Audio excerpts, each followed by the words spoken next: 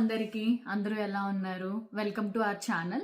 మీరు కనుక first time మా ఛానల్ చూస్తున్నట్లయితే సబ్స్క్రైబ్ చేసుకోవడం, నోటిఫికేషన్స్ కోసం బెల్ ఐకాన్ని క్లిక్ చేయండి.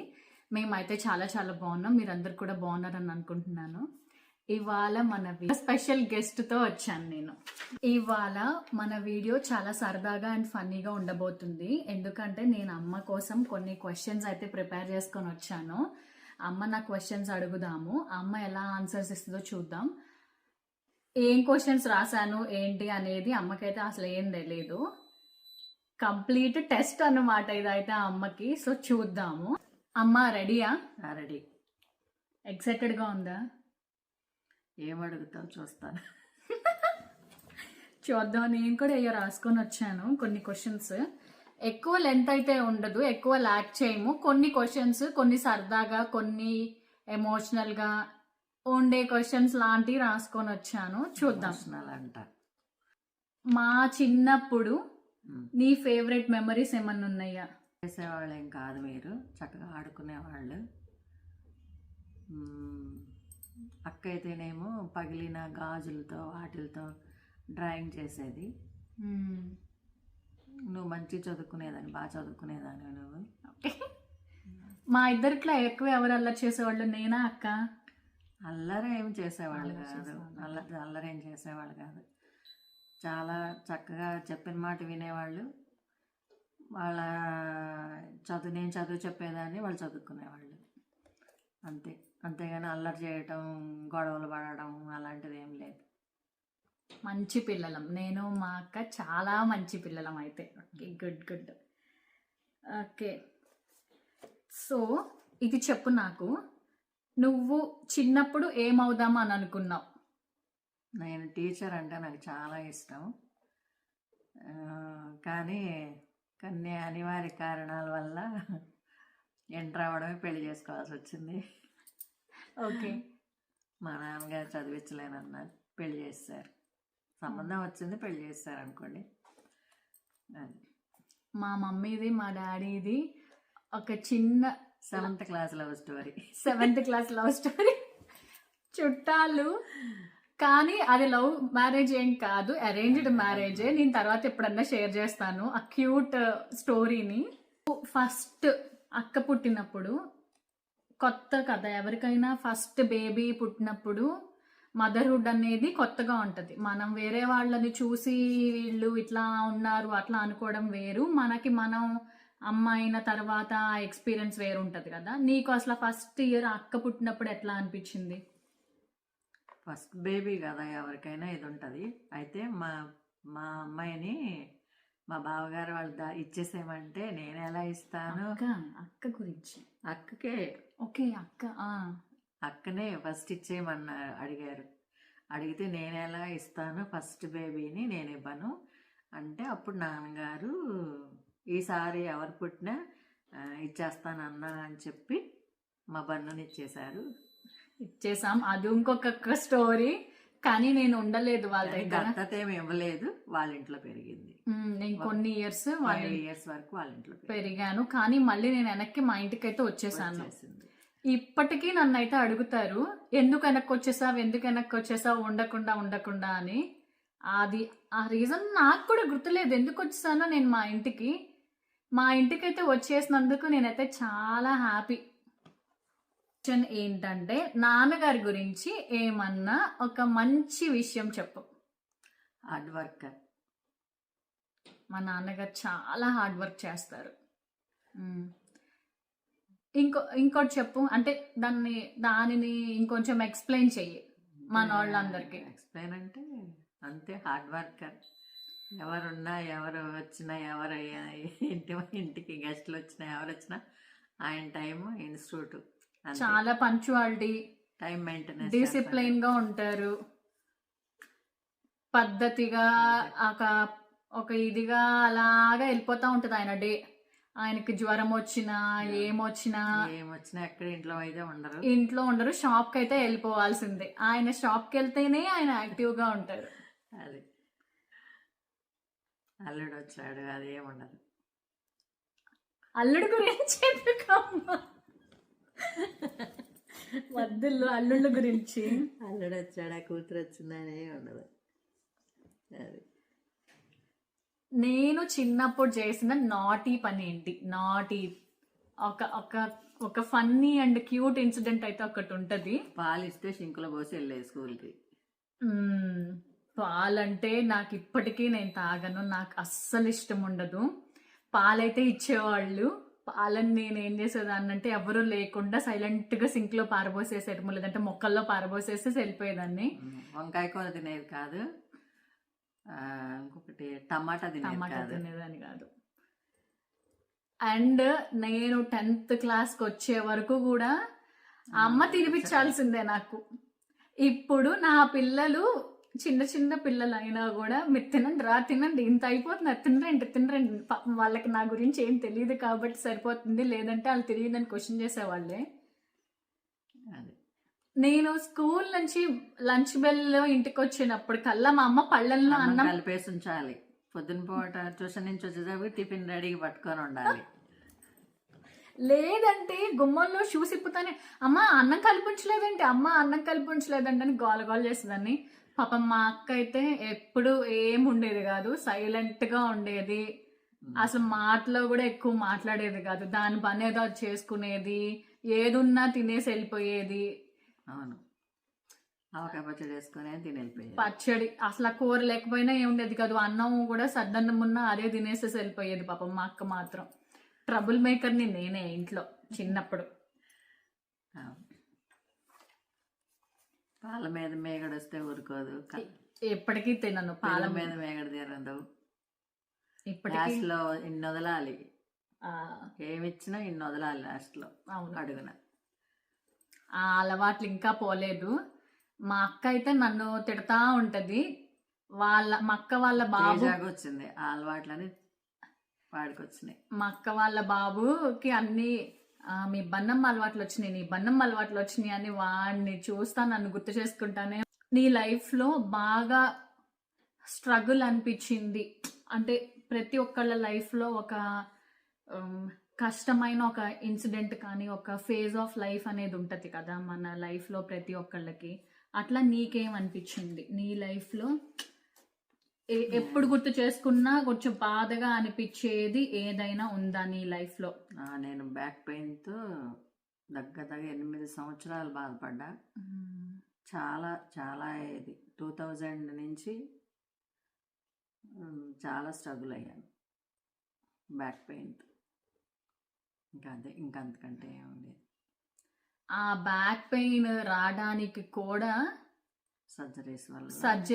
సర్జరీస్ వల్ల కూడా అది కూడా నేను పుట్టినప్పుడు ఆపరేషన్ రాంగ్ చేసి కుట్లేసేటప్పుడు అన్నం తినే పేగుతి కలిపేసి కుట్లేసారంట. దానివల్ల స్ట్రగుల్ అయ్యింది. దానివల్ల కడుపులో నొప్పి వచ్చేదా ఎప్పుడు? కడుపులో నొప్పి. దానివల్ల అట్లా అట్లా 25 సంవత్సరాలకి నాకు యూట్రస్ తీసేయాల్సి వచ్చింది. అంటే అది ఎందుకు వచ్చింది? మామూలుగా నువ్వు వెళ్ళావు హాస్పిటల్కి, వెళ్తే డాక్టర్స్ ఎట్లా చెక్ చేశారంటే దాన్ని ఆ పేగుతో కలిపి నీకు కుట్టి చూపించారు, తీసాక కూడా. ఓకే, తీసి చూపించారు. దాని తర్వాత మళ్ళీ అది ఆ కుట్లది ఇప్పడానికి అని చెప్పి మళ్ళీ ఆపరేషన్ చేయాలి కాబట్టి ఆపరేషన్ చేస్తే పాపం ఆయన డాక్టర్ ఎలాగో ఆపరేషన్ చేయించుకున్నావు కదమ్మా, గర్భసంచి తీసేయమంటావా? మళ్ళీ అది రాంగ్ డెసిషన్. అది వాళ్ళు డాక్టర్స్ అలా చెప్పకూడదు. 10 ఏళ్ళకి వస్తుంది 5 ఏళ్ళకి వస్తుంది అని ఎలా చెప్పగలుగుతారు? చెప్పలేం కదా. అదొకటి రాంగ్ డెసిషన్ చెప్పారు వాళ్ళు.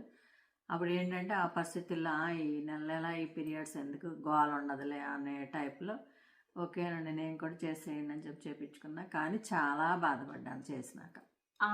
అప్పట్లో అంత అవేర్నెస్ అది అంత ఏమీ లేదు కదా. అండ్ అప్పట్లో అమ్మని అడగాలి ఇట్లా అడగాలి అన్నా కూడా ఫోన్లు అవన్నీ కూడా ఉండేవి కాదు. లెటర్ రాస్తే స్కానింగ్ తీయడం ఆ సిస్టమ్ అంతా తక్కువ అవేర్నెస్ తక్కువ ఉంది. సిటీకి వెళ్ళాలి చేయించుకోవాలి అనేది లేదు. అప్పుడు తెలియదు కూడా, అసలు అంత ఇది లేదు. 2000లో చేయించుకున్నాను నేను, అంతే. ఇంకప్పటి నుంచి కొంచెం లేకుండా చాలా బాధపడ్డా. చాలా స్ట్రగుల్ ఫేస్ చేసింది అమ్మ అయితే. ఎందుకంటే డాక్టర్ మామూలుగా మళ్ళీ ఫ్యూచర్లో నువ్వు ఎప్పుడైనా ఆపరేషన్ చేయించుకోవాలి, గర్భసంచికి ప్రాబ్లం వస్తుంది, తీపిచ్చేసుకో అంటే పాపం తీయించేసుకుంది. అమ్మకు కూడా ఏం తెలియదు. మళ్ళీ ఆపరేషన్ చేయించుకోవాలి కదా, ఈ ఆపరేషన్ బాధ అంతా ఎవరు పడతారు అనుకుంది. అసలు గర్భసంచి ప్రాబ్లం ఎందుకు వస్తుంది ప్రతి ఒక్కరికి అనే అవేర్నెస్ అనేది పాపం లేదు అప్పట్లో. అండ్ చెప్పేవాళ్ళు అది కూడా ఏం లేక ఆ విషయాల గురించి అంత డీటెయిల్గా అది తెలియక పాపం చాలా ఆ డెసిషన్ తీసుకున్న తర్వాత అమ్మ అయితే ఇప్పటికీ కూడా అమ్మకి బ్యాక్ పెయిన్ అయితే ఉంటది. సయాటికా బ్యాక్ పెయిన్ గా రిలేటెడ్ దాని వల్ల అమ్మ ఎక్కువ అయితే నుంచోలేదు, ఎక్కువ పని అయితే చేయలేదు పాపం. గ్యాప్స్ గా అలా అలా చేసుకుంటది. జస్ట్ ఇంట్లో పనుల వరకు అయితే చేసుకోగలుగుతుంది అంతే. సాడ్ది చెప్పాం కదా, ఆ సాడ్ మూడ్ లో నుంచి మనం కొంచెం పక్కకు వద్దాము. నీ హ్యాపీయెస్ట్ మూమెంట్ ఏంటిది? హ్యాపీయెస్ట్ మూమెంట్ అని మా అమ్మాయిలు ఇద్దరు మంచిగా సెటిల్ అయ్యారు, పెళ్ళిళ్ళు అయిన సెటిల్ అయ్యారు, అదే హ్యాపీయెస్ట్.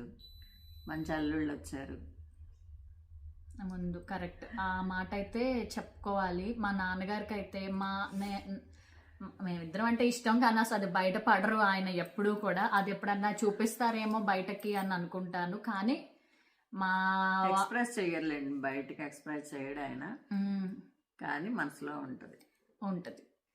కానీ మా ఆయన అన్నా కూడా, మా బావగారు అన్నా కూడా చాలా ఇష్టము. వాళ్ళిద్దరూ ఏదున్నా వాళ్ళిద్దరితో మాట్లాడడం, వాళ్ళిద్దరితో చెప్పడం అంతా చేస్తారు. వాళ్ళిద్దరు కూడా అట్లానే చూసుకుంటారు వీళ్ళని.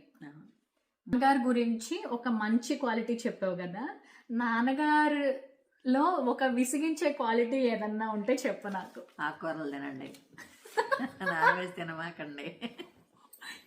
మా నాన్నగారికి ఆకుకూరల పిచ్చి ఎంత ఉందంటే, నాన్న గోంగూర తీసుకొస్తామంటే ఒక 10-20 కట్టలు తీసుకొని వచ్చేస్తారనమాట. చికెన్ అన్నామంటే మనకి మంచిదేలేండి హెల్త్ పరంగా. ఆయన చెప్పేవన్నీ బాగుంటాయిలే, కానీ కొంచెం అలా కొంచెం క్లాస్ తీసుకుంటారని అనిపిస్తూ ఉంటది. ఎప్పుడు పని అప్పుడు చేయాలి, ఎప్పుడు పని అప్పుడు అయిపోవాలి, పెండింగ్ పెట్టకూడదు. పని చేసి కూర్చోండి అంటారు, కావాలంటే కూర్చోకండి, ఫస్ట్ ఆ పని ఫినిష్ చేసేసేయండి, తర్వాత రిలాక్స్ అవ్వండి, అట్లా చెప్తారు అన్ని. అది నెక్స్ట్, నీకు మీ మమ్మీ డాడీతో రిలేషన్ ఎలా ఉండేది? మా అమ్మమ్మ తాతయ్య ఇద్దరు చనిపోయారు.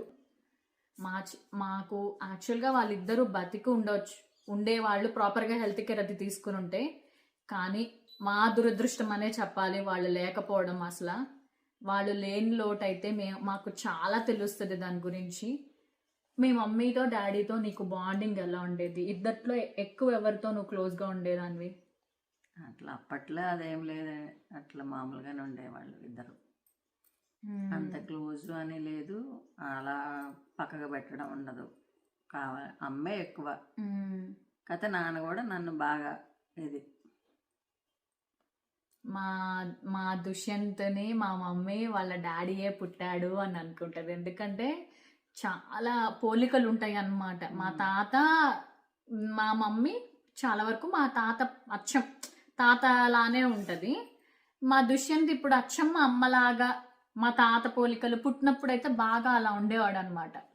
ఇంకా మా మమ్మీ వాడిని డాడీ డాడీ డాడీ అని పిలవడం అలాగా బాగా అన్నమాట. మా తాతయ్య మళ్ళీ పుట్టాడు అని మా మమ్మీకి. పుట్టాడు. సరే, ఇప్పుడు చెప్పు, మీ చెల్లితో నీకు రిలేషన్ ఎలా ఉండేది? మా మమ్మీకి ఒక చెల్లి అనమాట. మీ చెల్లితో నీకు రిలేషన్ ఎలా ఉండేది? చెల్లితో రిలేషన్ అంటే మాకు అప్పట్లో ఏమీ కొట్టుకోవడం తిట్టుకోవడం అలాంటిది ఏం లేదు. తను ఒక స్కూల్లో చదివింది, నేను ఒక స్కూల్లో చదివాను. అదేంటి, వేరు వేరు స్కూల్స్ ఇద్దరు? నేనేం ప్రైవేట్, మా చెల్లి ప్రైవేట్ కాన్వెంట్లో చదివింది, నేనేం గవర్నమెంట్ స్కూల్లో చదివేదాన్ని. ఓకే. కాబట్టి ఎవరికి ఎవరు కొట్టుకోవడం, నీ బుక్ నా పెన్నా అని అట్లా కొట్టుకోవడం అలాంటివి ఏం తెలియదు. బట్టల గురించి అంటే మ్యాక్సిమం అక్క చెల్లెళ్ళు అంటే బట్టల దగ్గర గాజులోన ఏదో పర్సనల్గా వస్తాయి తప్ప మాకు అసలు అట్లాంటిది ఏమీ లేదు. మాకు చిన్నతనంలో పెళ్ళిళ్ళు చేశారు. నాకు ఇంటర్ అయింది చేస్తారు, మా చెల్లికి ఇంటర్ చదువుతుండగానే చేశారు. కాబట్టి మాకు అంత బాండింగ్ అంత బాండింగ్ అయితే మాకు లేదు. కానీ ఇద్దరు అప్పుడు ఇంకా ఫోన్ కల్చర్ కూడా లేదు కాబట్టి అంత తక్కువ వెళ్తే వెళ్ళడం పండగలప్పుడు అట్లా దసరాకి కంపల్సరీ, సంక్రాంతికి కంపల్సరీ, సమ్మర్ హాలిడేస్ కి అమ్మ, సమ్మర్ హాలిడేస్ కి సమ్మర్ హాలిడేస్ కి 3 కంపల్సరీ. సార్లు వెళ్ళేదాన్ని నేను. 3 సార్లు వెళ్ళేదాన్ని, ఖచ్చితంగా 3 సార్లు వెళ్ళేదాన్ని పిల్లల్ని తీసుకొని. నూజివీడు వెళ్ళేదాన్ని, అమ్మాళ్ళది నూజివీడు, నేను పుట్టింది గుడివాడ. అయితే నూజివీడులో ఉండేవాళ్ళం. అట్లా అలా బాగా బాగా ఉండేవాళ్ళం. క్లోజ్. నేను ఒక పని చేయడం కానీ నాకు అసలు తెలీదు. ఒక పని కూడా మ్యారేజ్ అయ్యే వరకు అసలు నేను పళ్ళెం కడగడం కూడా నాకు తెలియదు అసలు. మా చెల్లి బాగా పని చేసేది.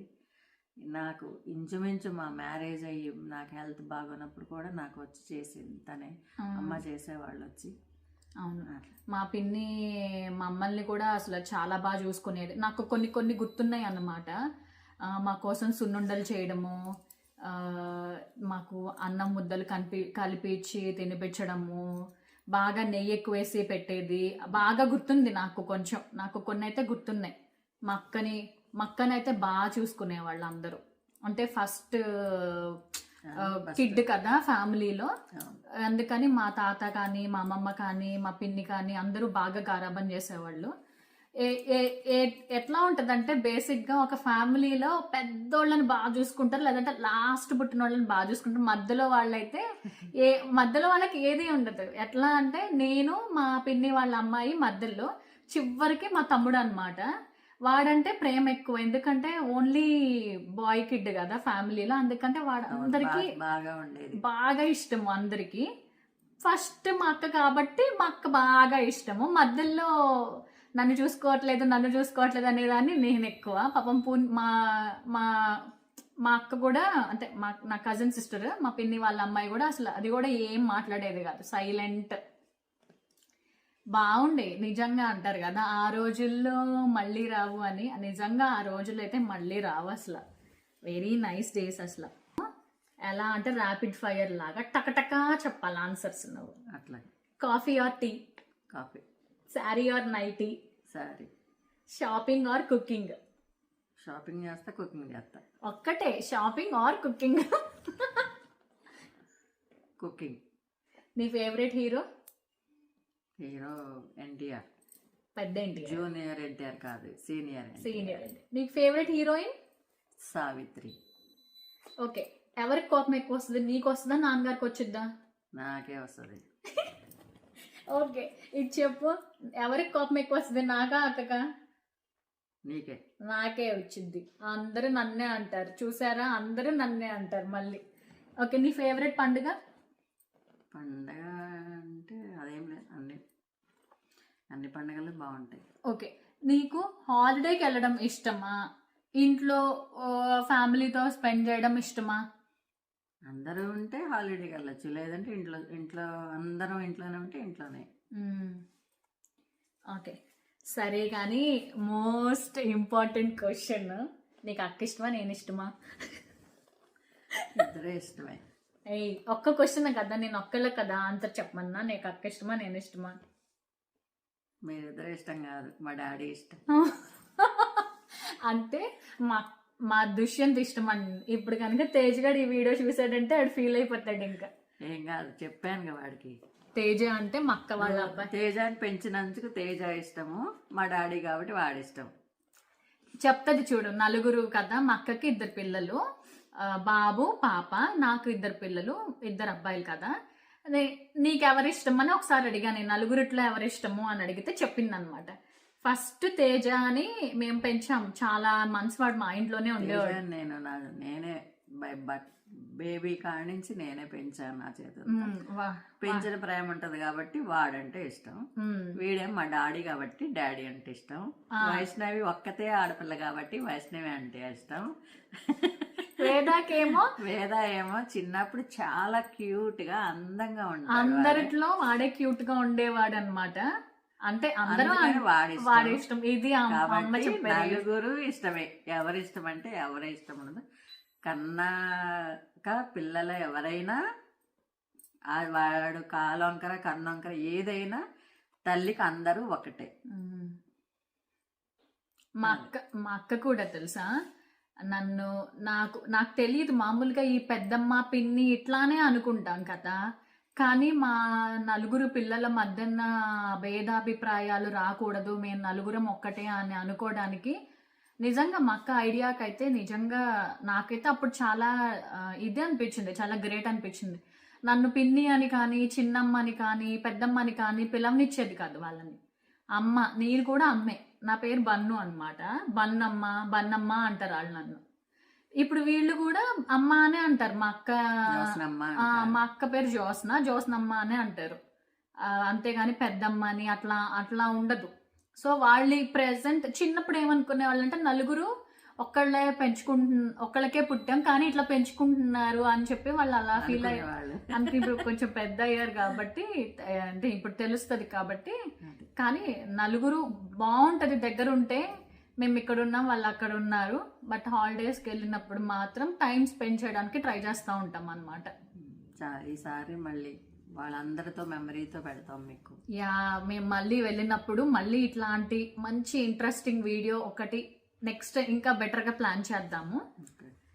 సరే, ఈ అమ్మ అయితే చాలా సార్లు వచ్చింది ఇక్కడికి, సిడ్నీకి, మా ఇంటికి. ఈసారి ట్రిప్ నీకు ఎట్లా అనిపించింది? లైక్ 3 months ఉన్నావు కానీ నీకు ఎట్లా అనిపించింది ఈసారి ట్రిప్ నీకు? ఈసారి బాగుంది, చాలా బాగుంది. చాలా memories. And most special thing ఏంటంటే ఈ యూట్యూబ్ ఛానల్ స్టార్ట్ చేయడం అయితే ఈసారి స్పెషల్. అమ్మ వచ్చినప్పుడు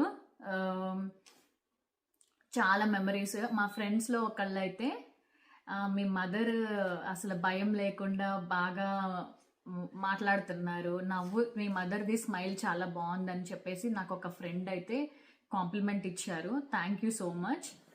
అండ్ ఇక్కడతో ఈ వీడియో నేను ఎండ్ చేస్తున్నాను. మీకు ఈ వీడియో ఎలా అనిపించిందో డెఫినెట్గా నాకు కామెంట్స్లో చెప్పండి.